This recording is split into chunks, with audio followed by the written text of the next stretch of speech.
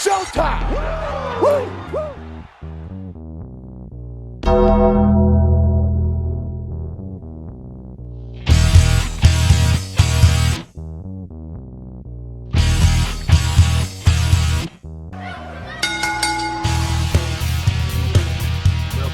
To another week of Weekly Wrestling Ramble, where last week you were unable to see us because technical issues, but hopefully that's sorted this week and you can still see us. As always, I'm joined by Todd. Hello, how are we doing? And this is the penultimate episode before the Royal Rumble. Next week we will be doing a live Rumble on the 31st, which I suppose we should do the show. We'll talk about that week in wrestling on the actual live feed. Yeah, we'll incorporate it. And we could even, I don't know if you've mentioned on the other podcast, but I've certainly mentioned it here, but we're going to have Jordan from the Jibber podcast on, well, Jibber, he is the other half to Kevin for the Jibber podcast. So he's going to actually be joining us for the live stream, which is actually quite exciting because he's still... Yeah, he's a tweener where he kind of dips his toe in wrestling, but I think he likes the. He's very green. He's green. He's green. He likes the drama that goes on behind the scenes of wrestling, which I think we all kind of do. So we'll be doing that on the 31st of this month, Royal Rumble night. Make sure to find us. We'll be live on YouTube, where we'll kind of give, and you can also find that after the fact as well, because it'll remain as an actual episode.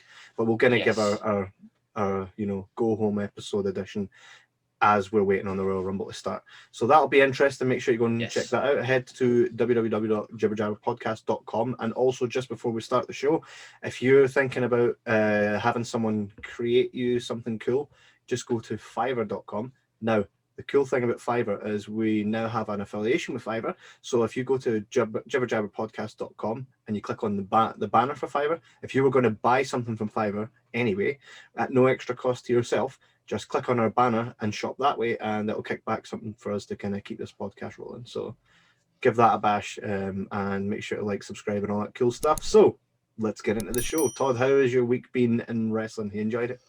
I felt this week was better than last week, but maybe that's just, we'll speak about it. But there was one thing this week that made me crease myself laughing like I've never laughed at in wrestling in a little while, and we'll speak about that. So for me, automatically, it's given me a moment this week that I didn't have last week. So this has been a better week in wrestling for that. There's actually when I come to think of it, there's been a lot more talking points, I feel, this week. As I say, we'll talk about it, but I feel this has been a good week in wrestling regarding talking points. So yeah, what do you think? Well, the on-screen week has been quite cool, but the behind-the-scenes kind of stuff's been interesting as well. We've seen The Undertaker on Joe Rogan's podcast, and all that was taken away from that was wrestling was soft and all this stuff, right? Which has kind of been batted back and forth. Also, Ryback had a bit of a verbal sparring with Mark Henry over comments that he's made. So I'll kind of just give you a bit of that before we kick into this week's episode. Just before you go into it, you know about stuff about Val Venus as well? Yeah. Well, which part are you talking about? I heard that he'd gone missing or something like that. What did he go missing? He'd left Twitter in April and nobody had contacted him since April or something like that. That's rubbish. He was tweeting yesterday. Well, this is it. I heard about this. I was like, that can't be true because April was like last year. And I thought I would have heard something by now. But no, I know that he's certainly in the proper... I don't want... Everybody's entitled to their opinion and things like that. I don't want to make people feel like they've got the same views as Val Venus. They're the wrong views or anything like that. But he's one of these guys who at the moment is very much... everything's going on in America with Joe Biden, with his inauguration. That was all this week. This is a moment in time where that happened. And he's very much of the whole America now has a president that endorses slavery and all of that. And he's very much of that clientele. So no be entering the Royal Rumble then? No, there will not be. Val Venus, the guy, the wrestler who came out to a towel with a gimmick of a porn star whose name rhymes with penis, will not be in this year's Royal Rumble. That is a spoiler. See that Peter Avalon, Pretty Peter Avalon, he's proper the next incarnation of Val Venus. We'll speak about him. We'll speak about him in the AEW section. So Ryback had said he'd sent a tweet to Fox when Fox had put out. Did you see this? No. Fox had put out a tweet saying, who is the best wrestler to never win the WWE Championship? And Ryback commented something along the lines of, Ryback. you know, his comment was something like, wrestling is fake, guys. No one's ever won a championship. It's a title that is there for marketing purposes, so you can't win a prop, right? And some people in the wrestling industry had a bit to say about that. Mark Henry specifically on Busted Open Radio was like, you know, he kind of went off on it, and, you know, Ryback, if I ever see you, you're getting slapped and your punches taste like candy and you're just jealous because you never made it. To which then Ryback was like, he was like, oh yeah, I've got nothing but love for Mark Henry, so I'm not going to take that to heart. And then put out like 15 tweets in a row calling him a piece of shit, right, to that effect. And I kind of sat back and was like, right. And I watched a lot of Ryback stuff, and I subscribed, and I look forward to watching Ryback's content. And I always thought it was very positive and very cool. And I thought, right, he's a guy that I'd like to probably, if I bumped into, I'd have a lot to talk about. So I sent out a tweet just basically saying, you know, the guy's human, right? His tweet was in jest. Maybe think about that before he's all panel on him. Blocked by Ryback.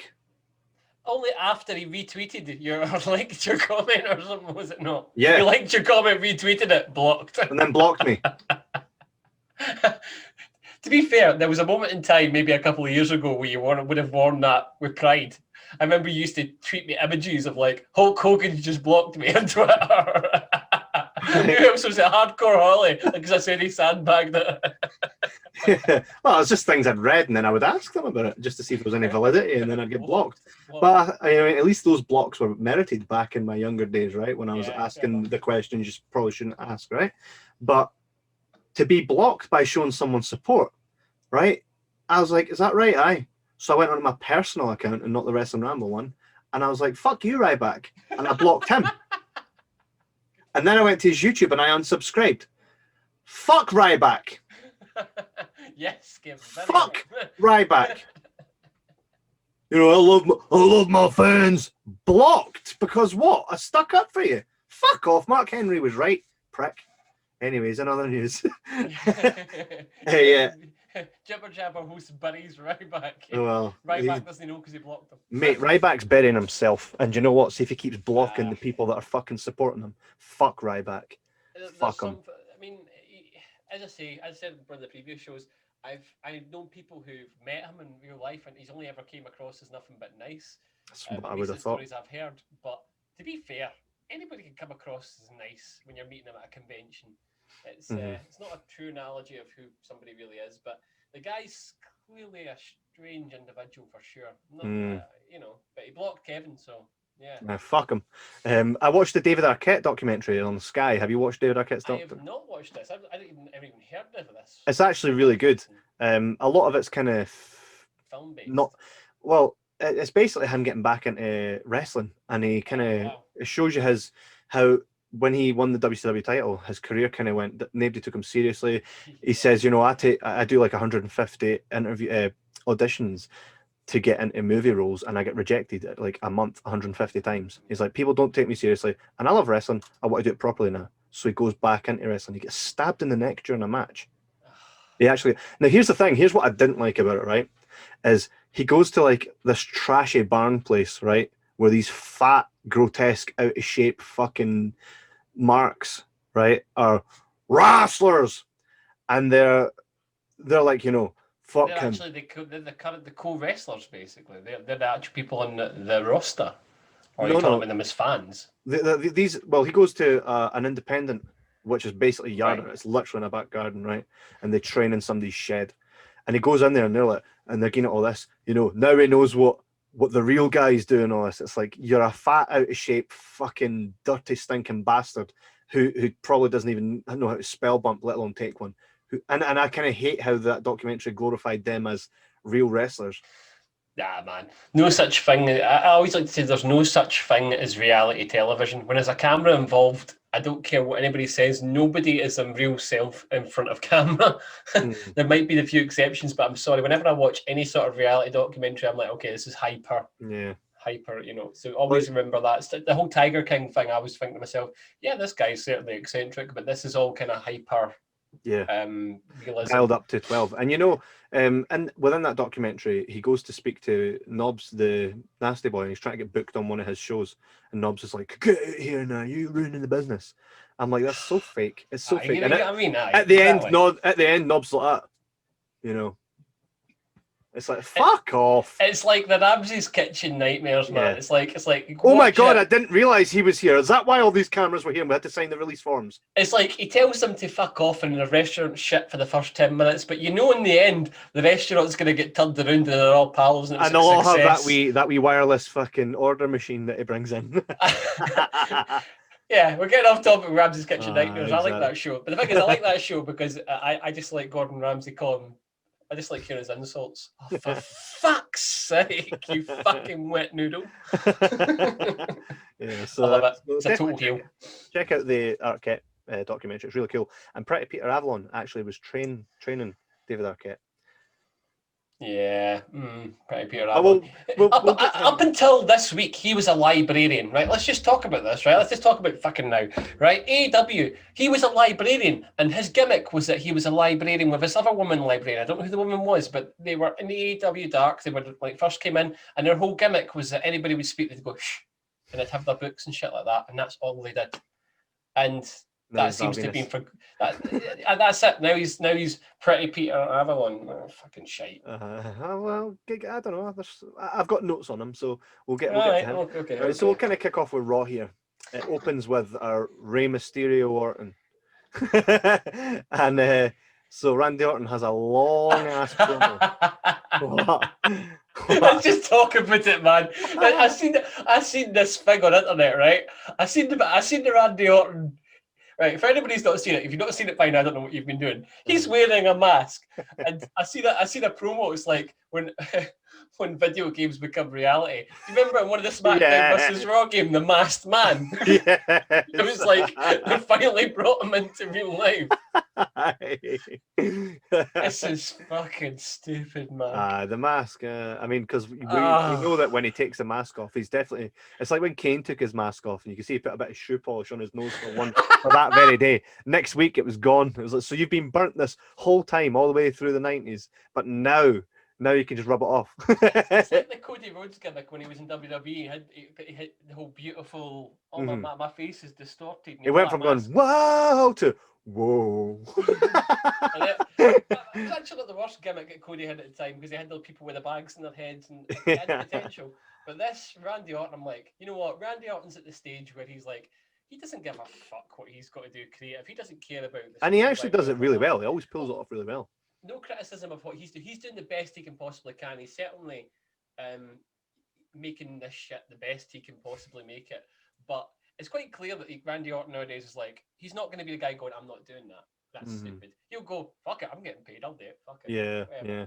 When we put a mask on, same shit. Yeah. I thought his promo was quite long. They're obviously building to the whole Bray Wyatt return to take down Orton if he takes him down, because we don't know how that kind of goes. Yeah, I'd still like to see that match. I'd still like to see her like get RKO'd. I'd like to see that. But do you honestly? I'm getting fed up with this now because I'm like, see, Alexa had their match as well this week. Who is this for? Who is this Bray Wyatt and Alexa Bliss, Harley Quinn, Joker thing? Who's it for? Like, I'm sitting there going, me and you are in our 30s. We are way past this. The only people I can... Is there still the 15-year-old emo kid who's listening to Fall Out Boy and Blink-182 and My Chemical Romance? Is that still a thing in 2021?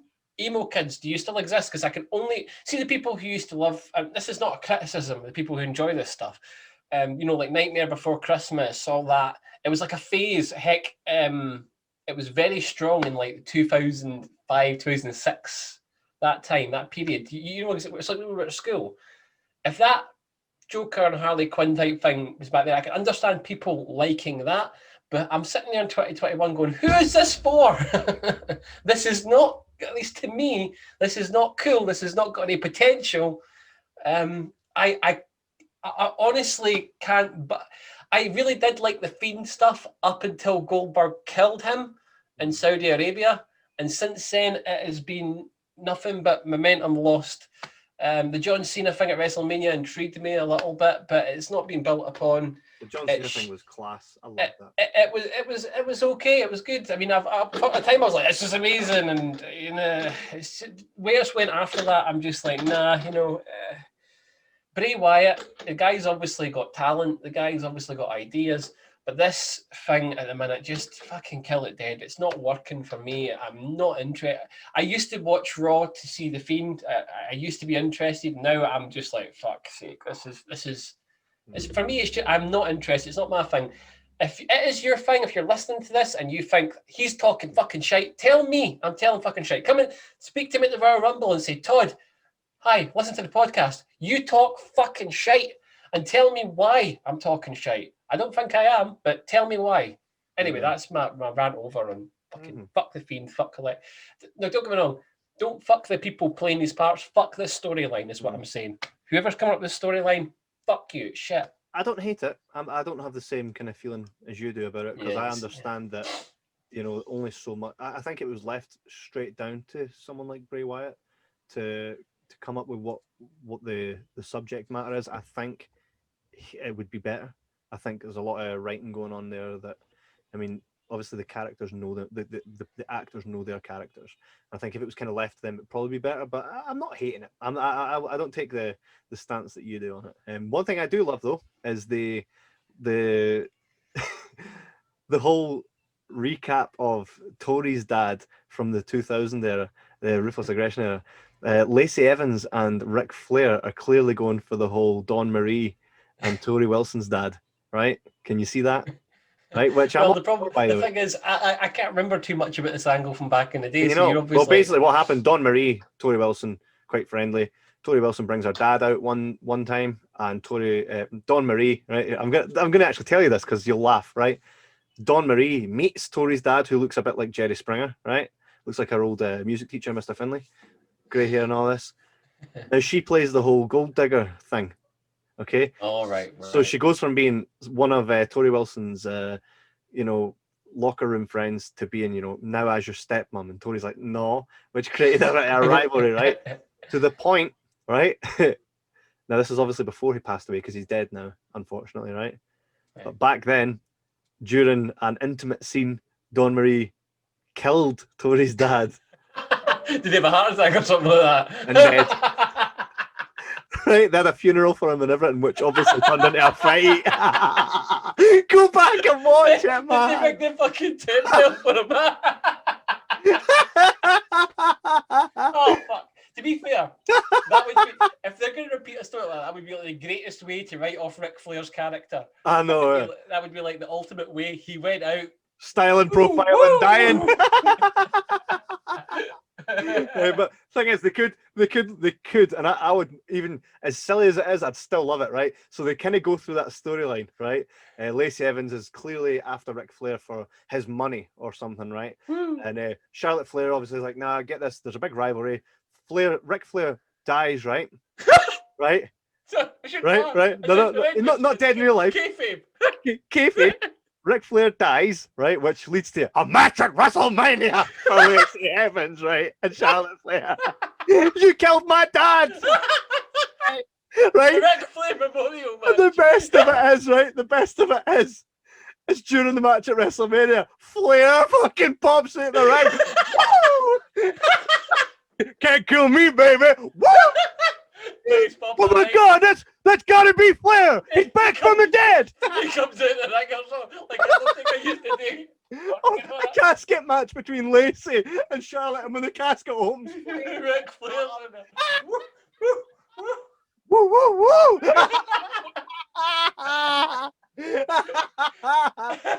Mate, see if that happened. Oh, I'd be like, that stole the show. Stole the fucking show. Would that not be the best women's storyline? Because they don't play on the women's storylines. They don't get storylines like that. All the best storylines, majority, right? If I correct me if I'm wrong, but the majority of the storylines where you're like, that was class, was never really to do with women. I mean, what you had Lita with Kane, that storyline was really cool. You know, the China Trish, and Vinny Guerrero is one I remember. Right, but when you look back in history, the women's matches were filler. They didn't get long told stories that were just insane. You know, there was never long. I mean, once you tell me the only time I was ever hyped for a women's match was WrestleMania 22 when it was Mickey James and Tori. What's her name? Trish Stratus, Tori. The imposter. Yeah, the whole thing of how it was about the fangirl that turned into the. Yeah, I like that. I remember that, and I at the time I was invested in that. I remember WrestleMania 22. I was like so fucking hyped for. I remember seeing the match card. I was like, "This is going to be the greatest WrestleMania of all time, big time, and all that." Have you seen the memes of when? Because obviously Ric Flair's running about with Lacey Evans on his arm, and it's like I've not seen any of these. Space Mountain, woo woo woo woo. Right, and just the thought of that, I thought, do you know what? That would be bloody brilliant. I would love it. And Ric Flair's now signed a contract, an on-air talent contract, so he's coming to TV. Oh man, you know, we've spoke about this. We've not spoken about it in the podcast, but of course, Jibber Jabber has cooperated with Monopoly Events to go and deal with Comic Cons and things like that. And of course, they do For the Love of Wrestling in Liverpool, which is in October. I don't know if Flair is on the roster for that, but I'll be honest. See, now we've just because of the history we've got, I think that if one day if this podcast were ever good enough to have or big enough to have a wrestler on it, Ric Flair for me, probably more so than Undertaker and Shawn Michaels now, is like this is like the ultimate, because we would just still be like. We wouldn't talk about his wrestling career. We would just be like, so, what's the craziest stories you can tell? Standing profile. I can't do it. Champion, man. Woo! Like a chip. And we would have to get him to. We would have to get him to record a wee soundbite for us. You're listening to Weekly Ramble. Woo, woo, woo, woo! We don't need him to do it. He does it already. Subscribing, profiling. I swear, your impression's so good of him that when you do the impression, he stops for a moment because somewhere he's spiritually somewhere else. No. You channel Ric Flair. Don't you call. See that? If anybody watching, it was a face swap app on, I don't know what it was, right? I don't know if it was a Snapchat, but Kevin, for like, after we discovered he could do this impression, he sent me like pictures of a towel over his head with the Ric Flair Snapchat, doing all these different household tasks. And everyone would be like, washing, like about washing powder, like a champion. I'll need to do it again. So funny. If I can find them, I'll add them to the end of the show. I did this random towel on his head. It was unexplained, but that's what made it best. For anybody watching, if I can find those clips, I'm going to add them to the end of the show, so that'll give me something to look forward to. Oh God, right. So that, like I said, that would be interesting. It'd be cool to see where they're going, and I think that would be the most talked about, one of the most talked about angles on a WrestleMania card if they could have that. Oh, absolutely. I don't think Charlotte Flair needs to be a heel in that scenario, because they're kind of pushing that, as you can see. What has she just got one long tooth now in front of her face? Because it looks like her teeth aren't separated in any way. Like it just looks like one big tooth she has there. She's obviously had her teeth done. To be fair, she's had a lot more on her teeth done. I'm not criticising Charlotte. I think she's the best woman roster, but I don't know. I've not paid that much attention, if I'm honest. But she's a talent. She's the queen, as they say, and correctly so. I mean, she's got the blood of a champion.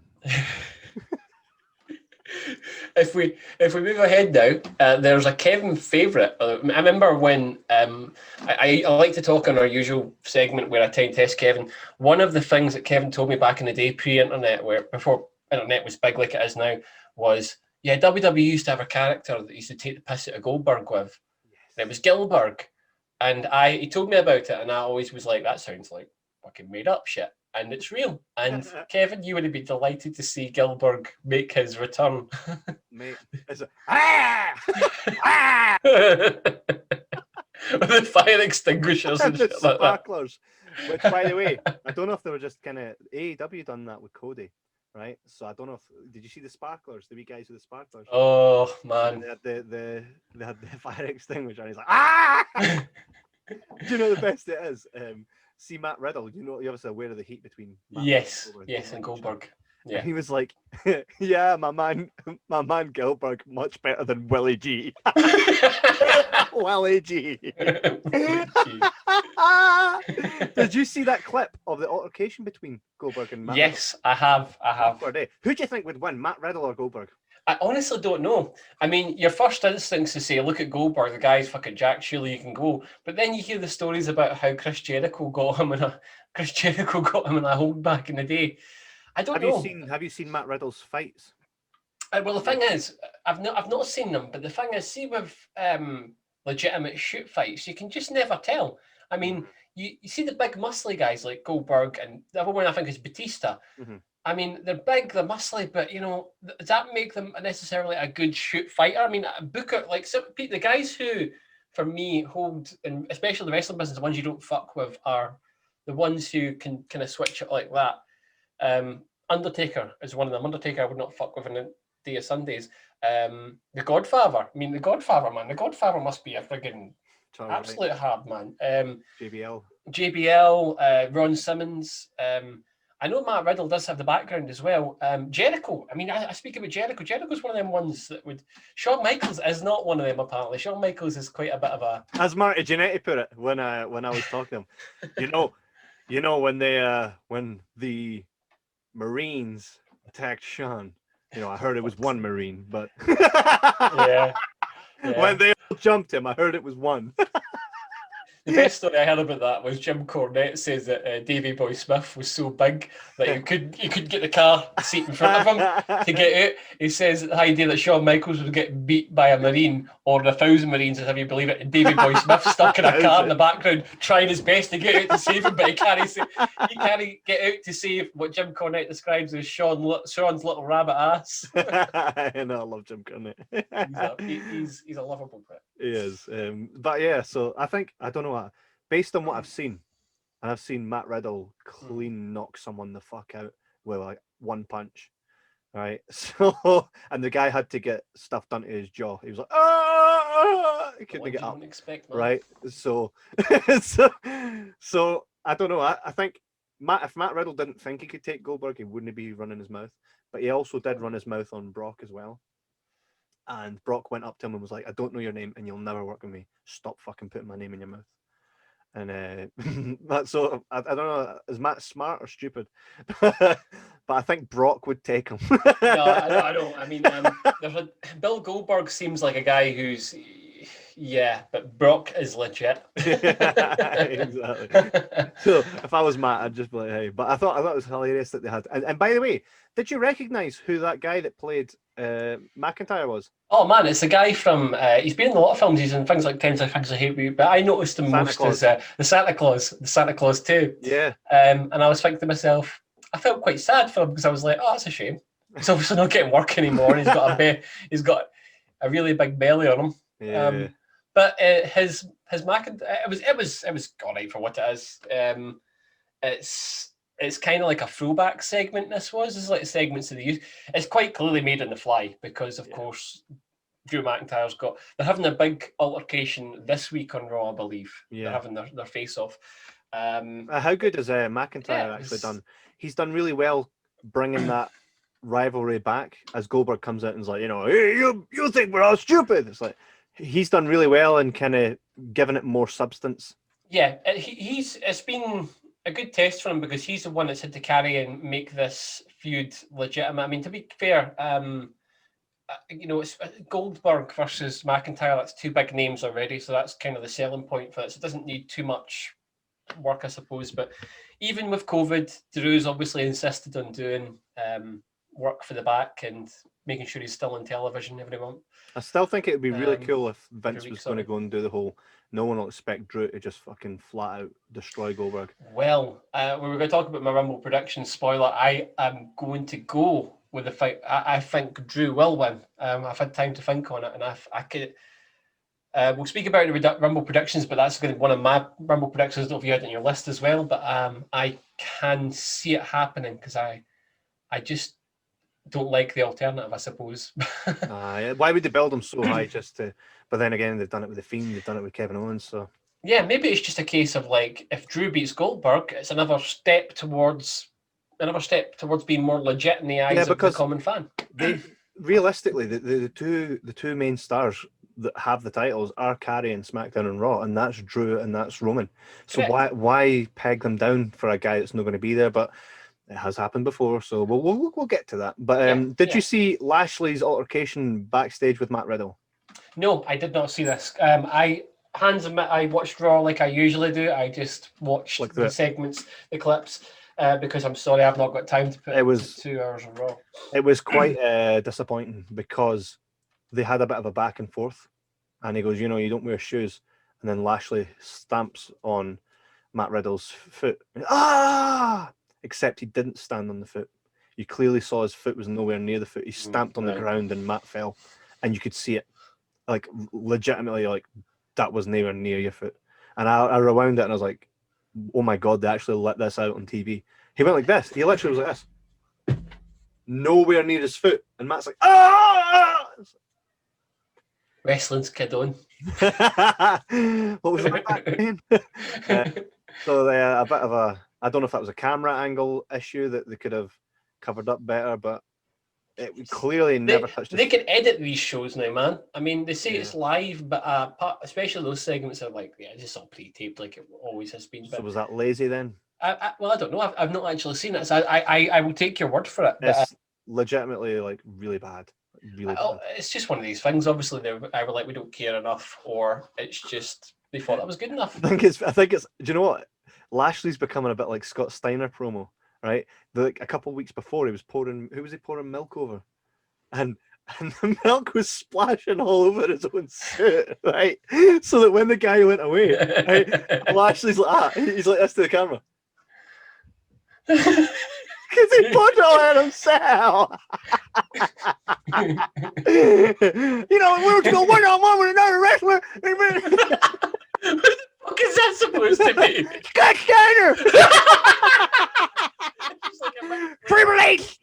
Triple H! I'll take a steroid taste! Right after Triple H! That's how he speaks. For fuck's sake. I'm the phenomenon! The physical freak! He's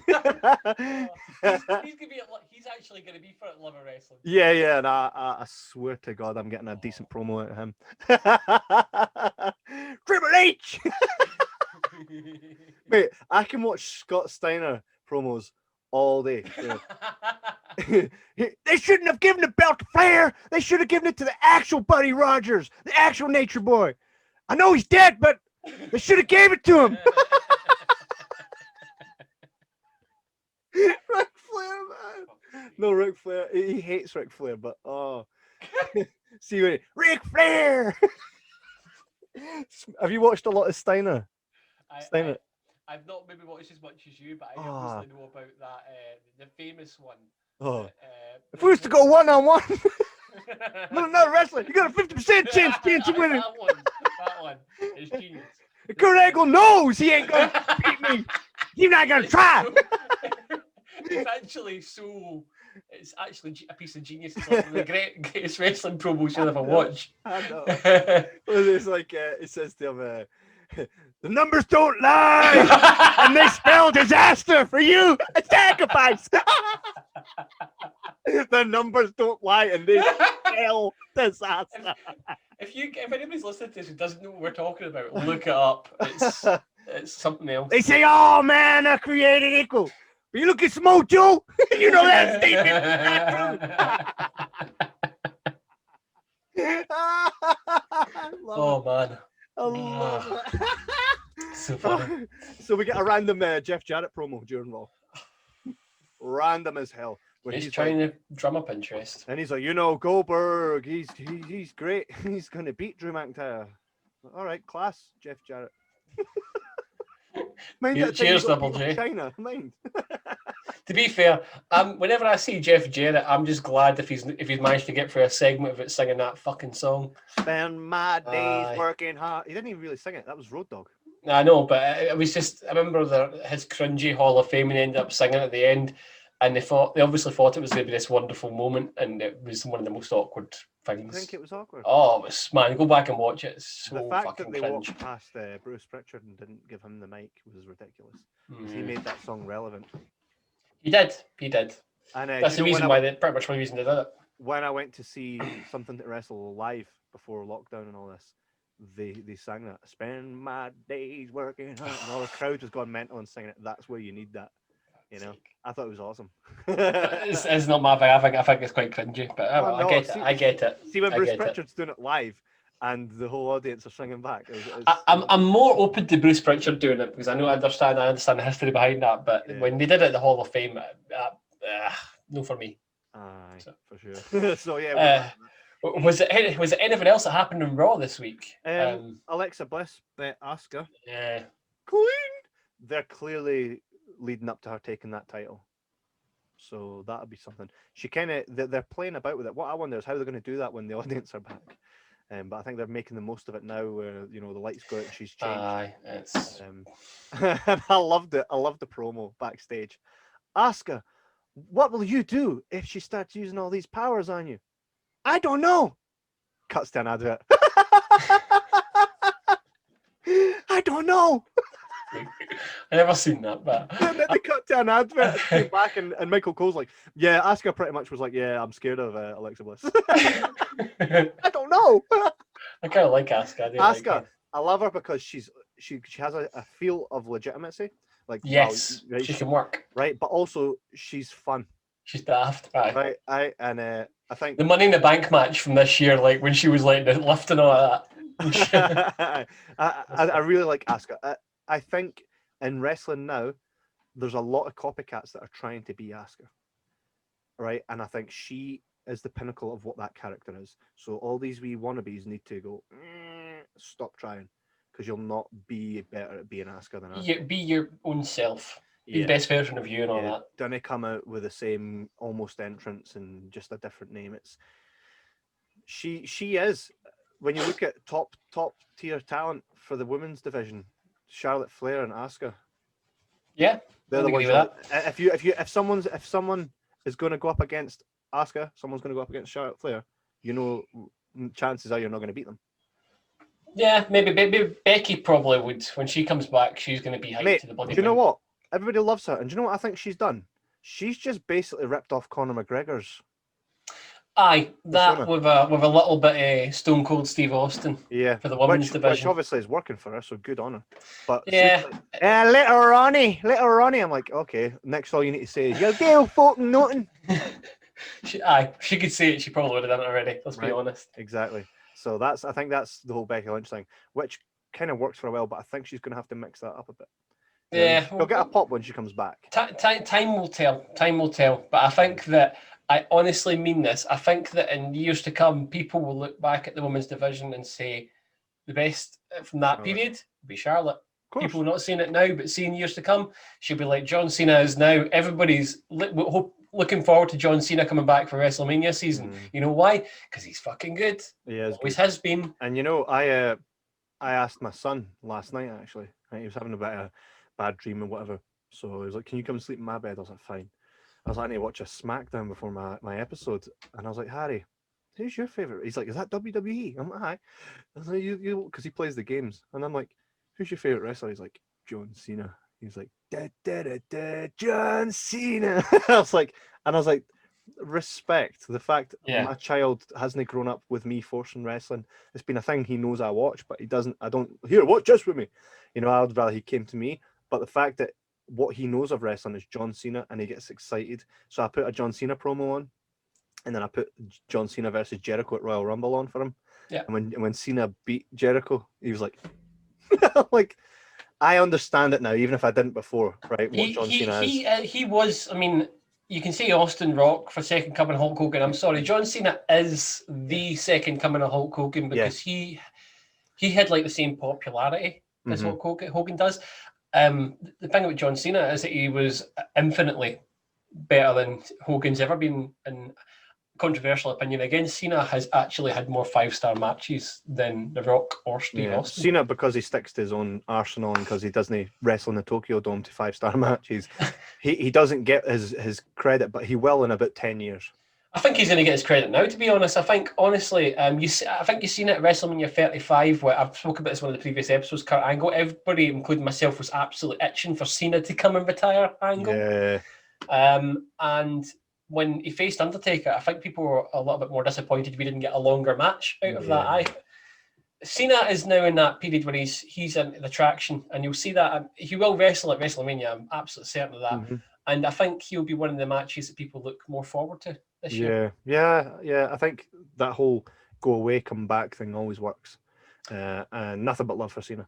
The AJ Styles, his documentary went out on. I watched that. Did you watch it? What did you think? I thought it was all right. It was pretty good. It's probably as much as they're going to do documentary wise. And again, he talked about Cena and how that match was probably one of the greatest matches he'd had. Yeah, absolutely. There was a lot of stuff from TNA and his work in Japan, and it was quite refreshing to see that. Of course, he'd worked in WWE previously, but we say he worked in WWE. I actually wasn't aware he'd worked in WCW. I knew that he had.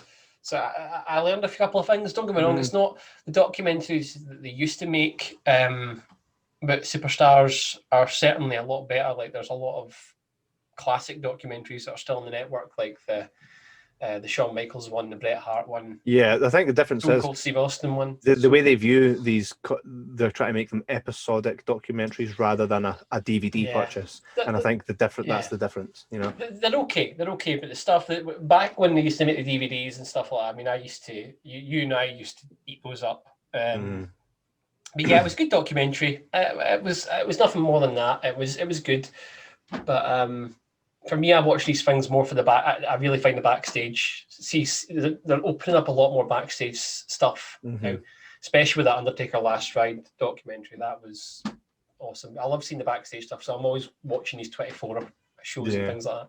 That's pretty cool. So we move on to AEW. AEW, it's -1's birthday, and everybody's singing happy birthday. I understand it. I don't think it needed it. I completely agree with you. I watched it and I was like, I was questioning myself. I was like, do I mention this on the podcast? But I think I have to. I don't want this to sound harsh. That kid understandably needs a lot of distractions right now, and that's absolutely fine. I think what they did after Brody passed, I don't know if you feel the same, was great. Nice tribute, really nice thing to do for the family. Obviously, they're going to support behind the scenes, kind of a contract. I've seen that as a way of making sure they're going to be okay financially. I wasn't expecting to see him cut promos and do things like that, like happened this week. And part of me was like, Todd, just, let it go. It's not going to be a weekly thing, but see if this does become a weekly thing. I think we won't be alone in saying, guys, you're really... They'll create the best heel in AEW, -1. It's a bit like when Braun Strowman tag teamed with Nicholas at WrestleMania. I remember how much rage I felt watching that, because I was so disappointed. I wanted somebody surprised, and it was a fucking kid from the audience. And who they beat as well. Yeah, you don't want to be too cynical, because you think to yourself, that kid must be having the time of his life, and you don't want, as an adult, you don't want to begrudge a kid, especially somebody who just lost his dad. So that's why I'm giving it a pass. But what I will say is, this can't be a regular thing on national television on a show that's trying to establish itself as a serious contender to WWE. Yeah, it almost felt okay. It felt like when we used to be in that company, that independent company, and they would have someone in the audience whose mum was like, "Oh, it's his birthday." They would "Happy birthday" after the match, and it was like, yeah, right. It was to get kids to come, wasn't it? I understand it from that level, but when you're AEW, no. The difference is wrestling, right? In any other entertainment medium, you would say happy birthday to a kid, maybe give him a present and a birthday cake. But only in the wrestling medium would you say, happy birthday, kid, slap the shit out of this guy. Whack him in the head with a kendo stick. Yeah. Chop him. What I did like is the guy that came out to bash -1 was saying what everybody felt. Is this a crash or AEW? Yeah. I mean, it is what it is. I don't know. I think you're in agreement. I think we're quite in agreement here. We don't want to be too harsh because we understand it. We're still very fresh from the loss of Brody Lee. It's less than a month that he passed away, so I get it. But this is national television. I think it's one thing to do it in the event scenario, but to air it on national television as part of your shows, a bit questionable. Yeah, not big on it. So yeah, Young Bucks. Just before we move on, Dark Order this week though with Hangman Page. This was the moment that made me kill myself laughing. You probably know exactly what I'm talking about, right? He said yes. These guys coming out like that. I just love the idea these guys in masks coming out dancing. I think it's Dark Order is that new. I'm all in. Yes. It killed me. It was the fact that said yes, but it was just these guys coming in with their lucha masks on. These guys who for weeks have been built as monsters. Yeah. All that shit are suddenly coming out. I think that's the real money in them, right? As the jokey kind of thing, and not the whole we're going to kill you. I think with John Silver leading them, he should be the leader. He should be the leader. He is. And I think they're actually. I went from being like what to right. It's like New Day. When New Day came about, people didn't know what they were all about. Yeah. And when when New Day came into the scene, they were kind of the whole inspirational. No, you can do it and all this, right?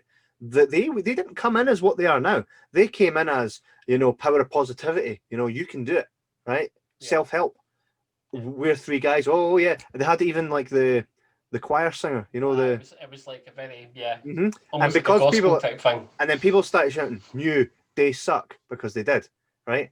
And at that point, they were like, "Do you know what? It's not getting over. Let's play with what they're doing." And they started to show parts of themselves. New Day rock, yeah. And that's because of that. Because of the backlash, they became what they are today, which is nothing what they started out or what the plan was for New Day. And I think this is the same. And I think the Dark Order would probably be when the audience return, the Dark Order may get a huge pop because of how over they are now. Because the way that it's like something at Natural Libre, right? Exactly. I love the fact that they're still called the Dark Order. It sounds quite sinister and all that. And it's just a bunch of guys in lucha masks trying to get people to join their club. I'd love that if that was just a gimmick, that they're trying to recruit more members, but nobody wants to be involved. That is the gimmick. Join the Dark Order. I know, website. I'd love it if the whole gimmick is kind of like nobody wants to be embarrassed by joining the Dark Order because they're a bunch of shit show who just dance around and shit like that. Nobody wants to be embarrassed, and then they try so hard and then finally get a member who's like, I'll join you, and they're so shocked or something. I think it'd be funny. I think Colt Cabana probably needs to leave them. I never quite understood where they were going with that. Well, he was always kind of, okay, I'll join the Dark Order, but I'm not really in the Dark Order, really. And I think once Brody had kind of passed away, he was like, of course, these guys are my family. And you're like, oh, of course he's part of the Dark Order. You kind of felt that. But I think he himself makes the Dark Order too legit. Which is funny because he's a joke kind of character anyway. Yeah. Right. Yeah. But he's too legit for the Dark Order, I think. But I think it might need that. I think. Yeah. But I think it might need some characters. I mean, what else would he be doing? Is my question. He would just be following it. If he wasn't in Dark Order, he would be just Scotty Goldman, another guy in the AEW. Scotty Goldman is who he was in WWE. Well, he would fall into the middle of the pack. I mean, this set, Hangman Adam Page said no, even though they thought he was going to say yes. This is obviously still going to keep going. At first, I wasn't so sure about this, but if they're going to keep doing it, like, man, you're such a good wrestler, you got such beautiful hair. I'm digging this. I'm digging the John Silver, and I really hope that's what happens in the New Order. That's a faction that's going one way potentially. If we're going to talk about a faction for me that really lost its stride this week, I don't know if you'll agree with me, but I felt that the Inner Circle really is on its last legs now. Do you know how I knew that Jeremy MJF were going to win straight away. And I even thought about recording myself going, they're going to win, and here's why, and sending it to you before you watched it. But I thought it'll spoil it for you. Do you know how I knew they were going to win? Because they've made an entrance theme for their tag team. Right. That makes sense. It makes sense. It's a bit like back in the day when you used to see the posters for the pay-per-views before the actual. It's I really don't think I was never one that really bought into MGF being in the inner circle. I never have. I didn't get that. It's quite clear that this is all going to implode, hopefully sooner than later. The inner circle was actually a thing I thought was all right. I honestly thought it kind of had Evolution vibes about it for me, but it's just became too much of a joke. And this match, of course, had actually a very a lot of people are talking about it because of Jericho's line salt botch, where it was a bit painful to watch, and a lot of people are kind of questioning if Jericho can still go. And I'm like, of course he can still go. He might just be a bit out of shape. Jordan actually was watching AEW for the first time. Oh, did he? Wow. And he goes, is that Chris Jericho? I was like, yeah. How have you got so fat? I'm not going to criticise Jericho's weight because at the end of the day, the guy's in his 50s. I will probably look like a piece of shit when I'm in my 50s. If I look like Jericho when I'm in my 50s, I'll be doing all right. Exactly. And he can still go. Just I don't know. For me, I'm kind of like, right, okay, they're all fighting now to be. And at what point Jericho's bringing out the bat and stuff like that? Okay, I understand wrestling. I've seen matches where Shawn Michaels and Triple H have wrestled in triple threats and beat the shit out of each other, and their justifications being, hey, I would have done anything and all. That's part of this game. That's where we wrestle. We respect each other. We give each other the best and all that. I didn't get this with Inner Circle. I thought to myself, after this match, Inner Circle are fucked because they're going to be like, hey, fuck you, man. You used your finishing move on me. You tried to do this. Too much water under the bridge. Sammy was, of course, the star again who stood out for me. I think he's got the most potential out of that group, other than, of course, MJF, I suppose. But MJF, the way I see it, is kind of a bit like a made guy now. Sammy's still got that future ahead of him. Mm-hmm. Yeah, I mean, there was. I mean, heck, Jake Hager had to step in and stop people from doing. He was like the only one that was there. I was like, hey, we're supposed to be pals here. Fucking, this is just a wrestling match. I know it's kind of all over the place. Do you think they believe they're hyped too much that they believe they can pull off anything? They're all heels. They're a heel faction who are fighting within each other. Who are you supposed to, and all the babyface wrestlers who are not getting used are coming out. We talked about this last week, singing the heel song. Judas. Jericho's still a heel, is he not? No, yeah. And everybody's still singing the heel song, and it's like, it's all very confusing as AEW is. So that really strange. Another thing, mate. How terrible are the Young Bucks at cutting a promo? They're always like they don't know what they're talking about. Like what? They're just shit, man. I don't know. We are not a fan of Buck. We're not a fan of the Bucks in here. For sure, they've got talent. They're physically talented. I honestly believe they're talented at gymnastics, for sure. Well, I honestly believe that with proper guidance and booked against proper people, they can have a great wrestling match. Yeah. They really can. They could be. They get a lot of Hardy Boy comparisons because I don't know if because it's a real life brothers, but. I honestly believe that they could be more than what they are, but as I say, too much creative for their own.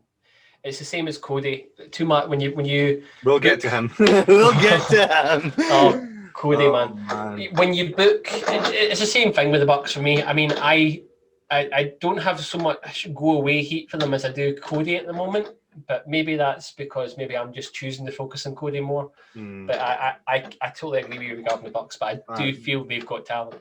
The promo was terrible. Still can't figure out if they're heel, babyface. What are they? I don't like how the FTR were brought in as strong tag team. They were kick-ass. They take down everybody. The Young Bucks beat them, and that's it. You don't really hear FTR now. Just another tag team. No rematch, just another tag team. It's just like, we'll take these, thanks. Cool. Hold them for a couple of weeks, then you give them back. Or you can have them. Because they've never... The whole thing about Bucks and Omega is the whole thing when they first came in. They're like, we're maybe the top guy. We may be the vice chief executives and all that. Executive vice presidents, Triple H takes a piss at them, says that, it's because it makes them sound important and all that. But I think there was a lot of when AEW started going, we may be the top guys, but we're not the champions. We will let the champions be these guys. And give us the belts. as soon as it's got the opportunity, it's like, if enough times pass, we can get those belts. Great, fucking fun. Keys them all. And it's going to be the same with Cody. You watch his space, Cody's done the whole thing. If I lose Chris Jericho at Full Gear, I will never be able to challenge for the championship again. And as soon as Chris Jericho lost that belt, I was like, well, it's no Jericho that's champion anymore. So and here's only a matter of time. See, right, Cody. And did you know Cody has put on 9 pounds of muscle in the last 12 weeks? Really? At least his wife's not on the show at the minute. Mate, have you, his entrance theme now is that it just does not mesh. You know, it's got the someone's coming. The gates that only he can use at the top of the entrance open, and he's smoking. He comes out, and then it turns into like a rap. Right? Of course, Snoop Dogg raps his song, and then it turns into whatever the song. It's all over the place. It doesn't mesh. Doesn't feel right. But do you know what it is? I'm Cody, of course. It's just start playing on that and become that character. See this here, right?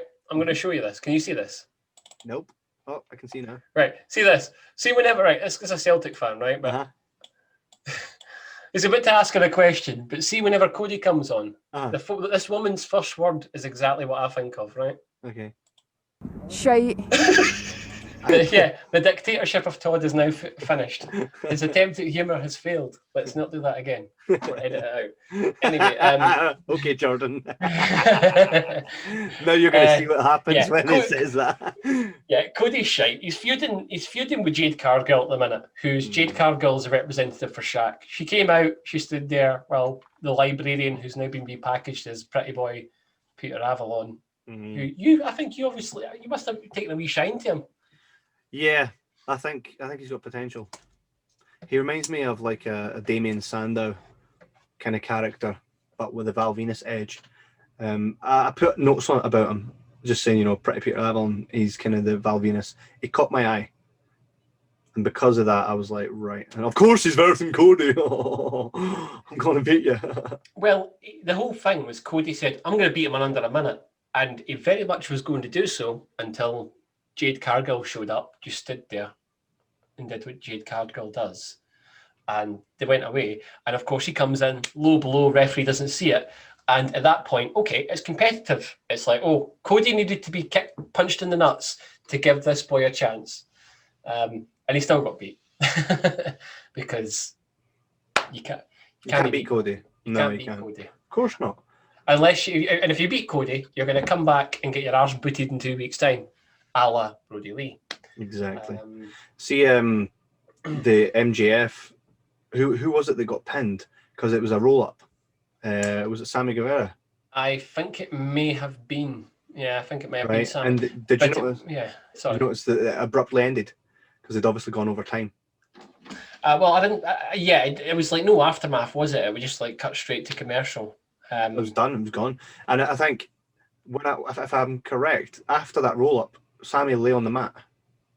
You were full of the beans a second ago. You only got rolled up. Why are you acting like you've just been hit with a finisher? Because wrestling's kid on. So that abruptly ended AEW. You got any other notes on AEW? Not really. I think, as I say, for me, highlight of the we could. I suppose we could talk about Sting and the Trolley Collector. Oh, it's. I don't know what's wrong with this with this team, but there's half the part that Team Taz. I've got absolutely no faith in Team Taz at all. No, because they're getting thrown about by Darby Allin. I suppose the most interesting aspect of this is how much are we going to see of Sting wrestling in AEW? I think that's why everybody's kind of cautiously just watching this. But I'm not really digging his booking so far. Sting's not really. When he first came in, everybody was quite excited. Understandably, Sting's a household name, very respected wrestler. But a lot of intrigue there. I suppose there's still a little bit of intrigue, but as I say, him speaking in the Surfer gimmick while he's in the Crow gimmick. You remind me of me. Is that face paint? Any chance? I'm going to show up to AEW in face paint and Sting's going to be my manager. But why? Because he wears face paint and that. I'm not buying Darby Allin beating Brian Cage. I'm sorry. It's going to get worse. He's going to beat other people as well. Before you know it, he'll be pinning Lance Archers. That's like Gilbert beating Brock Lesnar. Hey man, this is a place where Marco Stunt gets off offense. Did you know that Jungle Boy is actually Luke Perry's son? Yeah, they made a massive deal about that when AEW was like in its opening months. He had a whole thing. Jungle Boy Jack Perry. He had like a whole segment sit down with JR where he talked about his dad and stuff like that and how he'd be so proud that he could last 10 minutes with Jericho. Because that was the whole thing. The whole gimmick was Jericho was champion and Jericho was like, you can't last 10 minutes with me. Well, see the Arquette documentary. Luke Perry was David Arquette's best friend and was there when he got stabbed in the neck. And Luke Perry went to the hospital with David Arquette. Then he died before the documentary had finished. Crikey. And it finishes with David Arquette versus Jungle Boy. And Jungle Boy. That's nice. And both of them are very emotional. Like, this is my dad's best friend. And I just had this moment with him and all this. So watch the David Arquette documentary. It's called You Can't Kill David Arquette. It's really cool. The last time I seen talking about David Arquette, I remember he was on that. Remember when Punk was doing that show, WWE for a little while on Fox, which is back, by the way. It's just been reinstated. Renee Paquette's coming back. Renee Young. Oh, she gone back to WWE? She's gone back to Fox. Ah, right. To do the WWE show. Well, that show, whatever that show was, I can't remember what it's called. But what was it called? Not The Bump, not Talking Smack. It was something else. Backstage or something. Yeah, WWE back access on it. I honestly don't know. I remember I seen a little bit of him when he was doing promo school on Punk, and he cut a promo on CM Punk. It was like something about, you could tell he was he said something about his UFC being under 2 minutes, and he kind of was like saying it, but he didn't want to piss off Punk at the same time. And CM Punk was like, "I'm giving you an F for your promo. It's like you actually had something with my whole UFC type thing." Yeah, I saw that. You know what? Fucking go for it. It happened. Use it. I don't give a shit. Mm-hmm. I would use it against you. Yeah. And that's why I'm giving you an F, because you weren't convicted to it. You were too busy trying not to offend me. Fuck that shit. And I was like, aye, Punk Ken's like very much missed. But Punk will not be in wrestling this year as long as they're behind closed doors. I think when doors open up, that's when you can maybe consider him back in arenas. Imagine they brought back Punk to the fake cheers. Can't do it. Punk's like one of the few guys who's left who could get the Uber cheer, the Uber pop. So just leave. If you're going to bring him in AEW or WWE, probably more likely AEW. Wait. His theme song as well has the whole. As you've got the Stone Cold breaking the glass, his is. Aye. And that would have people. So. I think it would be one of those things where people would be like, his entrance music could go off, but until they see him on the ramp, they wouldn't actually be fully convinced he was actually there. Because it was done before. And, you know, this is how it would go if it was an AEW. Comes out, you know, I'm back in wrestling. Or it would be during one of their matches. Right. And fucking Cody comes out and he's like, I'm going to fight you. And Cody beats him, takes a belt. fucking guaranteed. Aye. Cody would have to. But to be fair, if that was going to happen, Punk wouldn't be there. So. Probably. So. Yeah. Cody beats Punk. Of course he does. Well, that was AEW for this week. Dark Order gave me a big pop of a laugh. So thank you, Dark Order. So they're the MVPs. Let's pay attention to what they get up to in the next wee while, because I'm optimistic. I'm optimistic with the Dark Order. So we move over to Smackdown, which, to be honest, kind of felt like the wrestling week is ready to get over with now. So what you got for me? Of course, Roman Reigns kind of kicks it off with Paul Heyman, and I actually see that Paul Heyman, right, was like, Ken, what? I'll fight you to Adam Pearce. And I was like, yes, yes. Because when's the last time we saw one of these matches where I'm not a wrestler? I'm not a wrestler. I'm not a wrestler.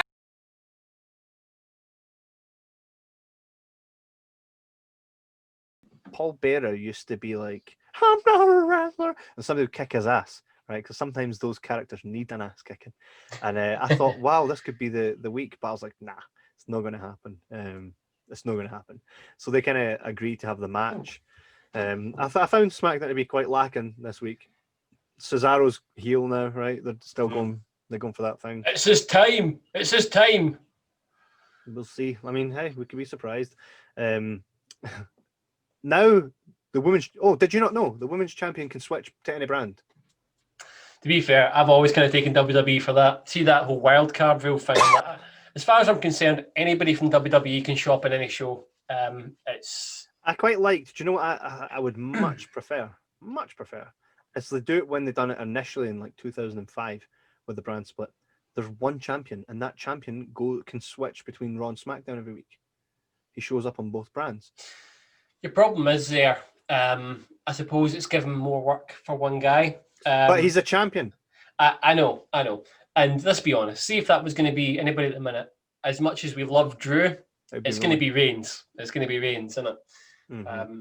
He is the top champion at the moment. You know, he wouldn't even have to show up on both shows every week. What could happen is, okay, he's got this thing going on SmackDown. So the guys on Raw are like, you know, who's the number one contender on Raw? So whatever show that predominantly Roman would be on, right? The other shows, like the number one contender is the guy that you want to beat because he's the guy that's going to challenge Roman when he's got the opportunity to do so at the next pay-per-view. You know, and then Roman shows up over on Raw. What's this? A number one contender comes and absolutely kills a number one contender. I'm away back to SmackDown. Shout me when you got someone that's... Do you know what I mean? It would keep things fresher, I suppose. Right? And we don't have two champions. Yeah, but I suppose I think the reason why they're not doing that at the minute is they are really struggling for stars and also I think for big matches. Mm-hmm. I mean, I read somewhere that WrestleMania, of course, being over 2 nights again this year, the reason why they're doing it is because they are struggling to put together big matches. So they're wanting to fill out as much as they can to give people, you know, as much substance as they can. So they can fill out 2 3-hour shows with a lot of things, people getting fatigued.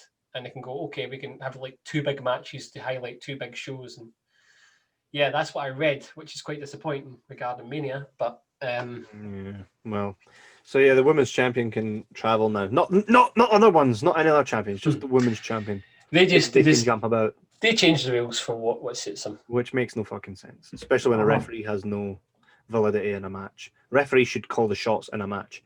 I'm telling you, no to date again, you're disqualified. You lose the match. There's not a lot of that in WWE anymore, is there? No, there used to be. You'd have to hide. People would be like, oh no, I can't do it. The ref's there. Right? Now the ref's just there. It's like, cool. Yeah. The ref saw it, whatever. When Triple H used to make them like count it again and all that stuff like that, and it was quite a big thing because, oh shit, he was intimidating. The only reason he can intimidate the referee and get away with it is because he had Vince McMahon on his side and all that shit. Yeah, and even then the ref was like, awesome. No. The ref was still like, no. You're out of here! And the fucking place would go mad. And Triple H would sell that. Aye, exactly. And the ref's like, out of here! Aye, and he's like, I can't do fuck all. Because you couldn't. Exactly.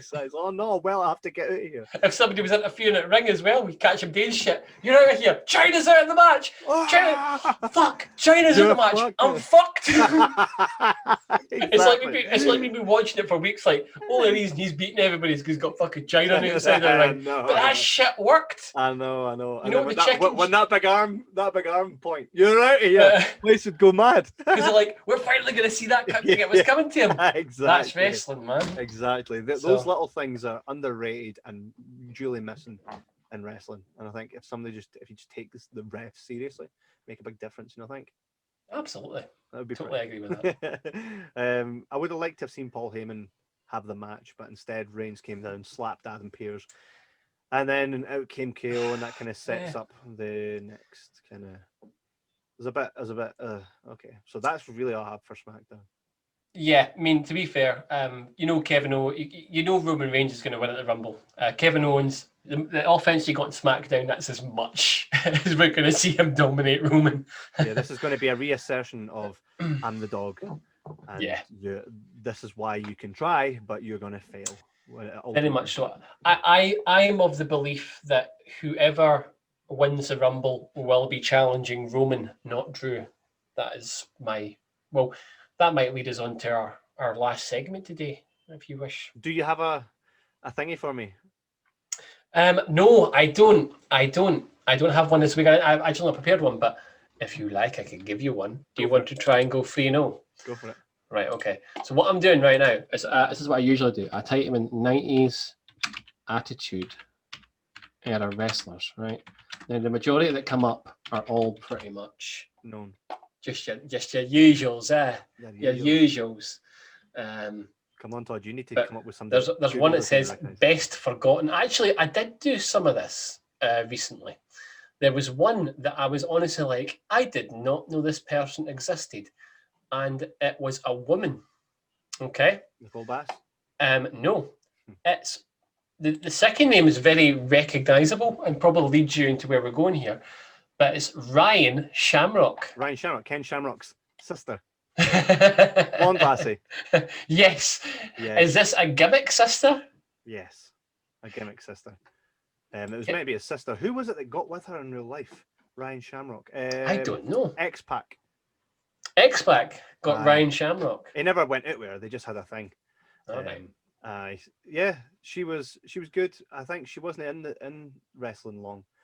She was just away for it was a match between Shamrock and who, but there was a rivalry including her, and it was someone that was quite mid card, but it was a decent enough rivalry. Is where they tried to was it even Shawn Michaels or something tried to take her, to take Ryan Shamrock. You should. Was she ever pinned to the ministry's table? So whenever it's 90s women wrestlers, I'm thinking to myself, were they ever sacrificed to the ministry? I don't recall that. But I remember Ryan Shamrock. She's not actually Ryan Shamrock. She was just a gimmick sister. But so why did they give him a gimmick sister? It was part of an angle. Just part of an angle. And so she was that popular. She was kept on. Yes, not for long. Like that's why she a flash in the pan. But she was very beautiful. And right, maybe that's the reason why Vince loved his blondes. Yeah. But yeah, Ryan. Goddamn. Goddamn. He's a hottie. Goddamn, pal. What do you think, Linda? You see me making out with her in the Monday Night Raw. Aye, so Ryan Shamrock, yeah. There you go, Ryan Shamrock. Well, to be fair, actually, I was looking for them. I wasn't sure if we were doing it this week because of the predictions. But there you go. Kevin's 3-0. Let's be honest. People are going to go, it's rigged. It's rigged. It's rigged. Actually, right. Here's a challenge, right? I challenge, if anybody wants to join the live stream, if you're coming to join us for a live stream, you take a turn. How about you try and challenge Kev? See if you can go 4-0 so I can say it's no rigged. It's no rigged. It's no rigged, aye. Go for it. I'm pretty sure I'll know who they are. I just imagine see that Wrestling Ramble podcast. See that segment with Kevin? That's rigged. You know who? See those two? Those two are best mates. You think he's going to fuck with his mate like that? Pre-discussed, man. Pre-discussed. So what? Predetermined. Rigged. It's fake. So, Royal Rumble predictions, Todd. Go for it. You can run through the matches and your predictions, and I'll kind of chime in, and then we'll get to our Rumble. Right. First of all, see what we're doing that while I'm bringing it up. What is your favourite Royal Rumble of all time, Kevin? Royal Rumble 2000 in Madison Square Garden. Oh, nice. And that, for me, was the first time I ever saw WWF on free TV. And what used to happen is you'd have to leave the TV on, right? And then you would set a timer on your VHS, and it would tape at the time that you set.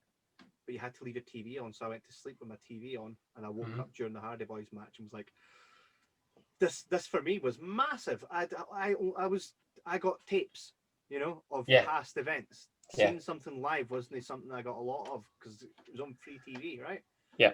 When this was on Channel 4 and just even it's very rare. And I woke up and I was like, and I watched that tape over and over. Not only does it because it meant to me, oh wow, this was the first time I got to participate in something that was live, right? And I woke up. I actually off my own volition was like, boom, it must be on now. And I woke up that night and watched it all and was like, oh, this is so amazing that's happening live. And not only for that reason, but the fact that the match is unbelievable. It was great. This was when Mae Young got her baps out. This Luna Vachon's like, yeah, well, okay, what you see is what you get. Yeah. It was incredible. Taz makes his debut to a monster pop. Chokes out Kurt Angle. The match between Triple H and Cactus Jack. Oh, that was that year. mate. Wow, that was a Hell in a Cell one. Yes, and Awesome. this was towards the end. I mean, Cactus Jack, I think it was that year, had retired, and the rematch to the match that you saw there, and that match was the first time you really kind of seen in WWE the tax come out and going through the cell and stuff like that. Since this kind of you watched that live, that must have been awesome. Yeah, man. So that obviously the Royal Rumble match, which by the way, you know who won that Royal Rumble match? No, I don't. I can't recall. Well, The Rock at the end, The Rock is going to WrestleMania, because what happened was Big Show had The Rock up on his shoulder and went to throw him, and The Rock kind of held onto the ropes. The Big Show fell as The Rock did, and The Rock slid under, and the Big Show was on the mat. Yay! But next week on SmackDown, Big Show's like, I won the Royal Rumble, and showed a replay of it. The Rock's feet touched the ground, both feet. So that created a triple threat for WrestleMania. So was that a botch? Yeah, I don't know if it was this is something you would find out on something like Something to Wrestle, right? But it must have been. The Rock's feet touched the ground. Touched the ground. So you think Big they played Show, that in? They did, though, eventually. They didn't that night, but Big Show won that. Is that the WrestleMania that had the 4 McMahons in every corner? With McMahon in every corner? The WrestleMania 2000? It would have been. Yes, and Big Show was in that match, right? And Big Show, Foley, Austin. Not Austin. It wasn't Austin. It was Triple H and The Rock. Triple H! Yeah. Hi. So that kind of set the tone for that, because Big Show did win that. Yet The Rock obviously was victorious at the end. But Big Show won that. Also, Pete Gas actually broke his nose in that Royal Rumble match by when the Mean Street Posse came down to enter the match into the ring. Pete Gas Joey Abs had jumped in the ring, and Pete Gas was like, I need to kind of maneuver here so I don't hit his legs, and maneuvered his face, and it hit off the ropes, and he broke his nose. This was also the same match where Too Cool danced in the middle of the Royal Rumble. Oh, right, yeah. And then Rikishi threw them both out, right? Like, come on. He's like, sorry. And then they do the whole fist pump, and they dance up the ramp. This was prime, great attitude era. Peak WWE. Yeah. Al Snow, Steve Blackman. This was who's who. Yes, and this for me was just the greatest Royal Rumble ever. Awesome. I would argue. I can't argue this Rumble's better than the one you just mentioned, but for me, 2008 Royal Rumble at Madison Square Garden, the first one in HD. The one where John Cena returns. Yes, but there's so much more to that than that. John Cena returned after like 6 months when he was supposed to be out for like a year, because he's a total freak of nature. And he gets a massive pop at Madison Square Garden. But yeah, he's the one that enters 30 and wins it. But do you remember the two superstars who started 1 and 2 that year? Who was that again? It was Shawn Michaels. Undertaker and Shawn Michaels were the number 1 and number 2 entrants. Was this the one where Shawn's like, I need to win the Royal Rumble to beat Undertaker? No. It was just it's 2008. So this is before they even had the WrestleMania 25 match. The first entrance, so Royal Rumble match, big enough thing itself. First entrance, that gong goes off. So you're thinking, right, we're off to the fucking races here. And the second is the two at the time in the company, the 2 longest serving superstars, or had been there the furthest back, are opening your match. So automatically you're up. This is amazing. This is amazing. They had returns from like massive. Everybody. It's in New York City. So you've got Madison Square Garden's like absolutely popping just about for everybody.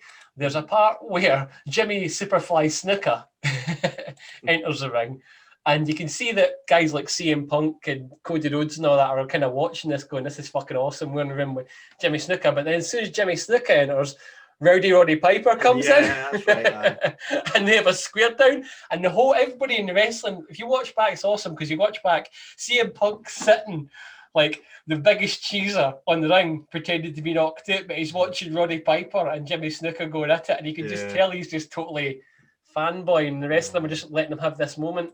So they've got that. Mick Foley shows up. Big Daddy V shows up. I'm just reading through the list here. There's so many people in that. I'm speaking more about that match. If I look at the pay-per-view, I suppose it's nothing really to write at home about. Randy Orton defeating Jeff Hardy, Edge defeating Rey Mysterio, but that was at the La Familia part. That was La Familia just beginning out, which I think is Edge's best storyline. But yeah, it's a good Royal Rumble match. If you want to watch a good Royal Rumble match, 2008 is one of the better ones. Not to go on for too long about it, but yes. So that predictions for Royal Rumble 2021. How do you want to do this? Do you want to go by it? We'll just kind of give a brief what we think is going to happen per match if you've got it there. At the minute, I've looked up. There's only 4 matches that are announced. To be fair, they're the only 4 matches anybody's going to give a shit about. So will we start with the women's Rumble match? Go for it. For me, I think it's she's a shout. But for me, I think it's a shoe-in for Charlotte. Has she won the women's Rumble before? How many? I think so. Yeah, she has. She has, right? I'm sure she has. It might be too obvious. I don't know. I mean, I was in between 2. I was either thinking it's going to be Charlotte or it's going to be Lana, because they've had the whole thing about Lana winning big matches despite not really bothering her arse. And where did she even go? I don't know. I just get this feeling. But for me, if I was to pick, my prediction is Charlotte, because she's going to be in the title picture for Mania, whether you accept it or not. So this is a good way to get her in. Other than that, though, I'll not. Yeah. I think with Alexa Bliss, she probably will be in the title picture anyway with Asuka. You can't see Becky Lynch returning. You think it's too soon after she's had a kid? Too soon. I think they'll try and wait. Wait there. Stephanie McMahon said they're trying to have audience in the stadium, so there will be people at Royal Rumble. Oh, I hope so. I hope so, man. It would make it so much better. Sorry, that was WrestleMania. Not WrestleMania. Well, WrestleMania, we spoke about this last week. WrestleMania is in Tampa, Florida. AEW is holding audiences in a minute, so it's not beyond the realms of possibility. But audiences in wrestling, let's get them back as soon as we can. That's what's missing. They're the ones that'll have the pop, like. So yeah, I think for me it's probably going to be Alexa Bliss. But if not, yeah, I would go exactly what you said there. It would be Charlotte. Well, we will see on our predictions if they come true in the live stream. What match would you like to go next? Would you like to go for the Reigns or the Drew match? Because that's the other 2 that matches are announced. Let's go for Reigns. Reigns will beat Kevin Owens. I completely agree. It won't be by way of shenanigans either, like it was with Drew. It will be a clean. We might get some help, but for me, it'll be a clean finish. Roman Reigns will be dominant, and he will definitely be your world champion. If they're going to go down any road, do you know what I think they would do? They would have this. Roman Reigns looks like he's about to be beaten by Kevin Owens. Paul Heyman does something to interfere. Adam Pearce runs down, right? Ready to even the score. Plants one in Kevin Owens. Roman Reigns does his Superman punch. 1, 2, 3. Adam Pearce aligns with Roman Reigns. Potentially. It's a possibility. Well, he pretty much owning him already. Yeah. And at least this way, Kevin Owens is like, I almost had you. I would have beat you otherwise. Right? And Adam Pearce is like, well, there's nothing you can do because I'm with him and you had your shot. So I think we're both very much agreed, though. This is the most predictable match of the whole night. Yeah. Roman wins. I mentioned this earlier in the show. Drew versus Goldberg. I'm going to go against the grain and against what logic probably tells me. I'm going to say Drew's going to kick Goldberg to the fucking curb. Yeah, I'd like to see that, and I'm going to go with that. We know what the possibility is and what the norm is, but I think because we all know that, Vince is probably one step ahead, and it's like they won't expect that. Yeah. I mean, what would their plans be for? I mean, Roman Goldberg could actually enter the Royal Rumble after losing to Drew and win it. Yeah, like here comes the rematch at WrestleMania. He could absolutely. He could. I don't really have much else to say. I mean, Goldberg probably will win it, but I'm hoping Drew wins it, and because it seems so obvious that Goldberg's going to win. Let's go against the grain and let's say Drew gets some legitimacy, gets a big win under his belt, and conquers Goldberg. I'm going to go with that. Hopefully so. But I suppose this leads to the one that we're all trying to predict. The men's Royal Rumble match. What I'll do is I'll ask you, Kevin, not who your winner's going to be. We'll ask you that in a minute. But who do you think might potentially be a surprise or two in this Royal Rumble? Boogeyman. Was he not just on Raw recently, though? Yeah, which means they've been chatting. Boogeyman always shows up. Anytime who's the surprise going to be? It's always a Boogeyman. I reckon Carlito's got a good chance, you know that? Good shout, aye. Because after you told me Carlito wasn't willing to come that far to be a bit part player, would he be willing to come and be part of the Royal Rumble? Probably, but they're probably pissed with him after I rejected it. Unlikely. I suppose it depends on how much value they're putting in Carlito. Somebody would have to be really like, Carlito's going to be fucking there, man. Yeah. I think they might try and bring something big out for this, because the last couple of Royal Rumbles, they stopped with the surprise entries, which was annoying. The problem they've got is, we talked about a minute ago, it's the audience. The audience really does make a big part of these surprise pops.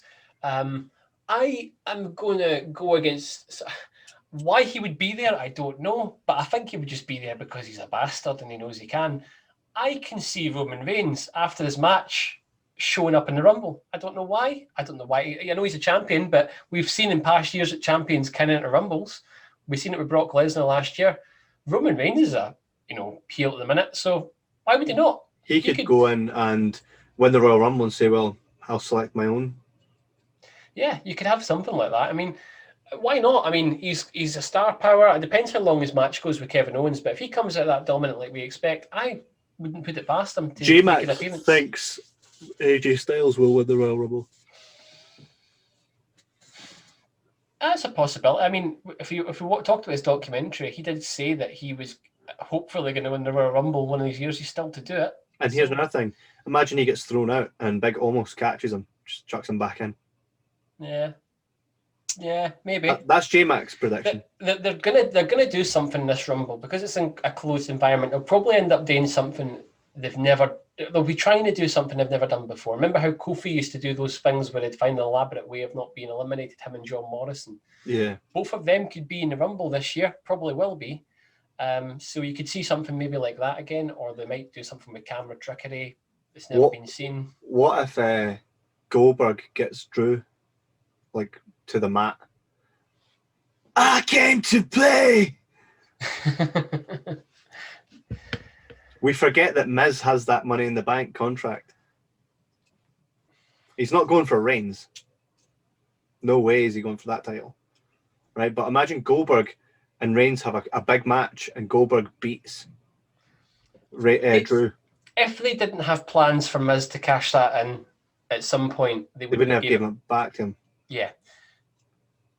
I don't know. I don't know if it really depends. I personally am a fan when they do stuff like that on Raw rather than pay-per-views. It seems like they're exclusive. It's a possibility. I don't think it'll happen. I think if Drew beats Goldberg and then that happens, it would make sense for Drew to beat Goldberg and that to happen because Goldberg won't be there. Drew will. Miz will. I know, but it would almost seem like Goldberg couldn't get it. But the thing is, then that would mean Drew, that wee pipsqueak, when you get that title back off him, I'll meet you at WrestleMania for a proper match. Yeah, if Miz does win that, which you imagine he's going to do at some point, I hope he's got to be the whole chicken shit heel to Edge levels, you know. Mm-hmm. Yeah, and he's got Morrison with him, so why couldn't he? It's a possibility. I mean, so are you saying then that Drew is going to beat Goldberg and then Miz is going to cash in? I'd like to see that being the case. Do you think it's going to happen though? No. It's a prediction. If it comes true, I've been right before. You have been right. Not just with Zack Ryder, you've been right about many things. Mm-hmm. I think I know who your prediction for the men's Royal Rumble is going to be. I think I know. And if it is who I think it is, I'd be inclined to agree with you. But because I think I know, I'm going to go against it. For other surprise entrances, I've heard that Edge could possibly return again. I don't know how feasible that is, but it would be good to see him back. Jordan's thinking AJ Styles. I see a lot of people are predicting The Rock, and myself, I'm going... I get that he's out of work right now because he's not doing a lot of movies, and there's a possibility he's going to face Roman Reigns, but I honestly can't see them doing it for a place where they're not going to have audiences in. But the fact that you've said that they've got an audience potentially in for WrestleMania It's in Tampa, Florida. I am going to go with it out because I can't think of anybody else other than what I think you're going to go for, which I think is who's going to be the real Royal Rumble winner. I'm going to fuck it. Let's go audacious. Let's say The Rock's going to come in and win the Royal Rumble, and he's going to challenge Roman Reigns for the head of the table. For the head of the table. We know it's going to happen. Hopefully, at some point. If they're going to have a WrestleMania in Florida, like they've confirmed they have, and an audience is going to be in, fuck it. The Rock's going to be a part of that. Yeah, I think The Rock would boost ratings for them. So it makes sense. Who do you think I was going to choose? I think that you were going to choose Brock Lesnar. I wouldn't. Do you know why?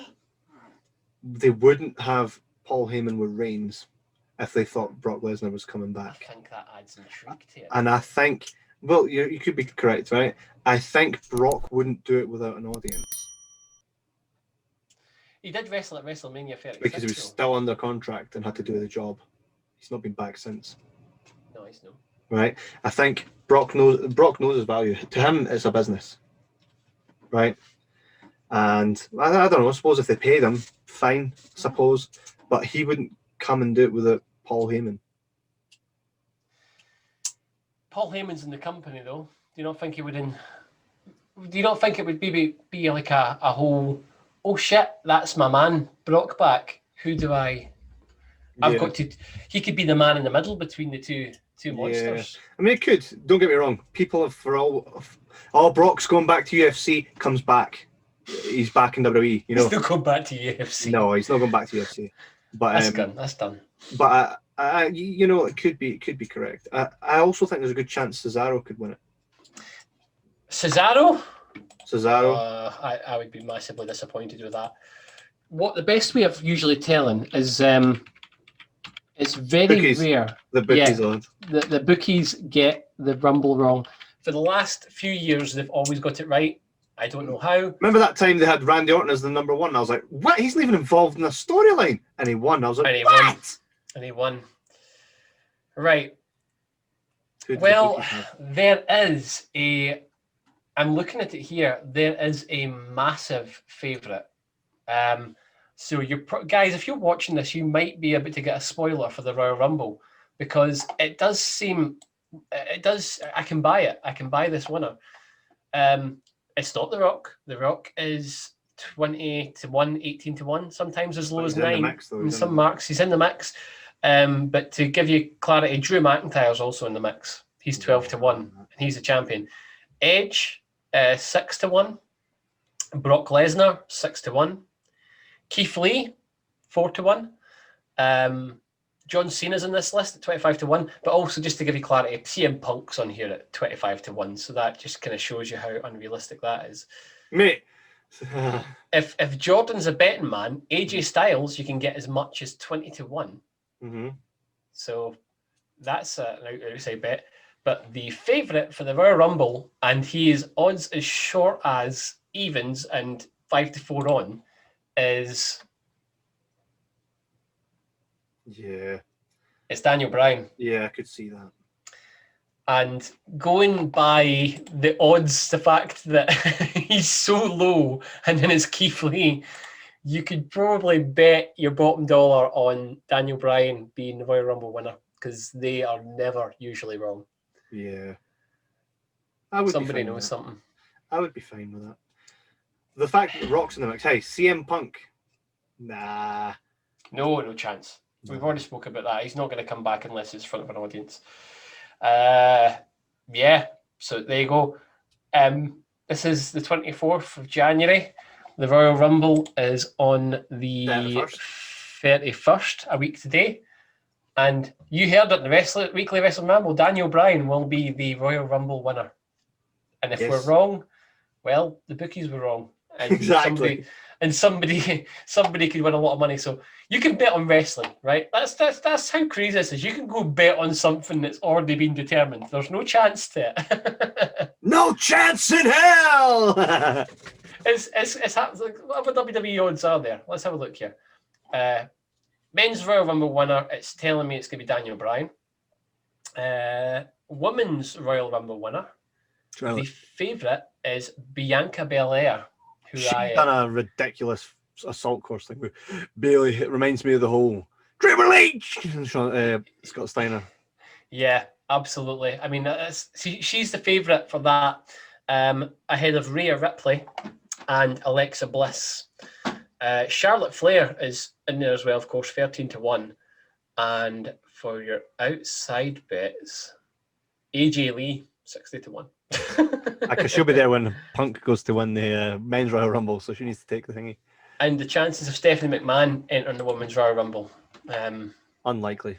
What purpose does it serve? But yeah. So that's only 2 bets I've taken, Women's Rumble and the Men's Rumble. So according to this, it'll be Daniel Bryan and Bianca Belair. So we shall see. But she's, to be fair, it's a good shout by Bianca Belair. She's no my cup of tea, but she's certainly been featured. Yeah, she is. So I'm really looking forward to the stream that we will be hosting on the 31st. Make sure you guys subscribe to this YouTube channel, because that's where we'll be going live. You can watch it after. It will be in the archives. But I mean, bear with us. It's our first time going live, so if there's any technical issues, we'll apologize in advance, but it should be fine. I've been spending quite some time on trying to make it best I can make it. So you'll see me, you'll see Todd, we'll have J-Mac on the show, and we'll be basically rambling for a couple hours. We'll be watching the matches along with you guys. Come along and make sure you enjoy what we're doing, and just come with us, come with us to the world. Yeah, and as Kevin said earlier in the show, as a result of that, there will be no weekly Wrestling Ramble next week. We will talk about that on the live stream. So if you want to come and join in, and remember, see if I'm wrong or Kevin's wrong. Tell us we're fucking wrong, and tell us why we're wrong. Cut a promo on us. Honestly, if you come on and say use our rocking wrong, and here's a reason why, we're not going to boot you at the stream. We will listen. We will take that on board, man. Exactly. We don't block people. Come, if you're watching the Rumble anyway, you might as well just have us, even if you're having us on in the background, come and watch. Exactly. It adds to the element. We're not getting this is the year where we hoped everything would be back to normal, but we're still in a position where we can't have our friends around like we usually would. I'd either be at Kevin's or we'd be at J-Max or wherever this year. We're not doing it. We're doing it via Zoom call. But it's not too bad. It works. Exactly. So you can just be our extended friends and join us. Who says we can't all watch it together? Come with us. Come do it. We'll do it together. You can tell us what you think. We'll kind of bat it back and forth, and we'll maybe have a wee couple of games of who's right this time. Absolutely. Also, just if you're a guy or anybody who listens to this wrestling podcast, if you've not already, check out the Jibber Jabber podcast. There's also, we're doing me and Kevin today are doing 2 of these. We're doing one later on tonight because we're going to have a very interesting fella on speaking about paranormal and missing time and UFOs. It's going to be really close really to our homeland as well. Yeah, really local stuff. So he's a great person having the podcast. So if you've not checked out the side with Kevin and J-Mac, Jordan as we've called them, go and check it out. If you're not, they do some good stuff. You'll find it above. If you just scroll above, you'll see the Jibber Jabber podcast episodes. You scroll down and you'll see the weekly Wrestling Ramble. I would imagine most have came to this podcast through that already. But if you've not, go and listen to it, because if you're just coming for the wrestling stuff, there's a lot more than just that. There's a lot of cool stuff coming up as well that we can't share yet, but it's going to be an interesting 2021 for many various reasons. So make sure you subscribe so you can kind of keep up to date with that and get involved. www.jibberjabberpodcast.com. Make sure to click on our Fiverr banner to kind of kick back something to the show. You can also, if you like what we do, you can tip us via the link in the description. It's coffee. You tip us a coffee. That's really cool. If not, cool, tell us why. Give us a review and tell us why you don't like us and why you want us not to have coffee, and that's fine. I came on to the stream to tell you why I didn't give you a coffee. It's because I don't like you, right? Hey. Exactly. I hope the Rumble's shite. And on that note, I have been Kevin Wells. This is Todd. And we will see you on the stream. Make sure you come along and chill with us. It's Royal Rumble. Let's get in the yes. See you a week on Sunday, guys. We'll speak to you then. From the boys, we've got Jacqueline here. Jacqueline, share your thoughts after that. Diving, and the referee was out of order. He still won that game. So I mean, I agree with you. That's the other talk. But you feel we played well enough out with that to win the game? Aye. Because some of the Calistician fans were pulling Celtic players down in the